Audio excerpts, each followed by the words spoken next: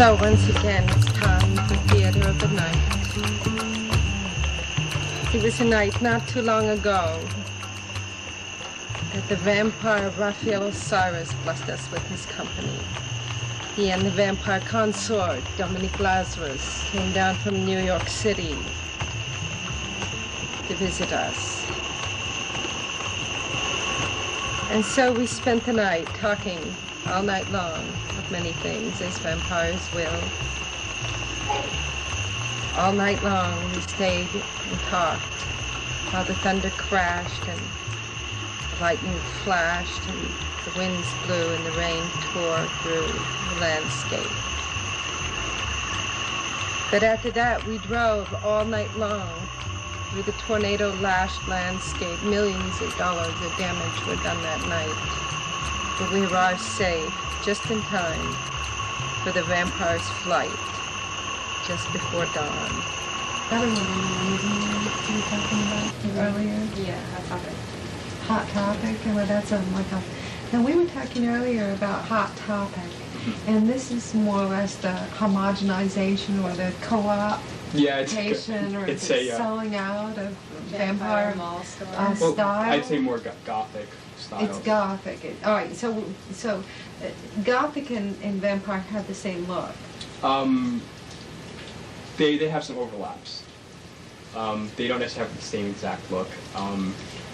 There's definitely like a difference. It's very subtle, very fine, but there's a difference between like vampire and gothic. There's one very important difference. I wonder if we could bring the camera in for a tight shot on and get Goths as well. So. Oh, what other fashion statements are there besides the fangs? Beautiful fangs. People who are more into like a vampire aesthetic tend to be more with the capes and canes and doing the Bram Stoker type of vampire period look, which doesn't. Capes and canes is not goth. That's more vampire. Right? It's all in the same. And you have to wear silver, it's in the just attitude. silver, and you wear onyx. Mm-hmm. And crystal. Crystal and onyx and silver. And why is that? It's what looks good. Oh, what's wrong with what's non-vampiric about gold, for example, or a sapphire? I wouldn't begrudge anybody for what they choose to wear. Like I was just about to say, it's primarily in the attitude. I've seen. Oh, they certainly have symbolism. Yeah, they do have some symbolism, and even golds and things like that within like a vampire mythology. But I've seen people who could be walking plain clothed, pretty much mundane garb, who are vampires, and they're noticeable by their attitude. What is a vampire attitude? It tends to be like a little bit of tinges of like predatoriness, cold. A little bit cold, like removed, dignified. Like some dignification, like a lone wolf hunter type of thing. But well controlled. Yeah, not like a raving. Not flaky. Right.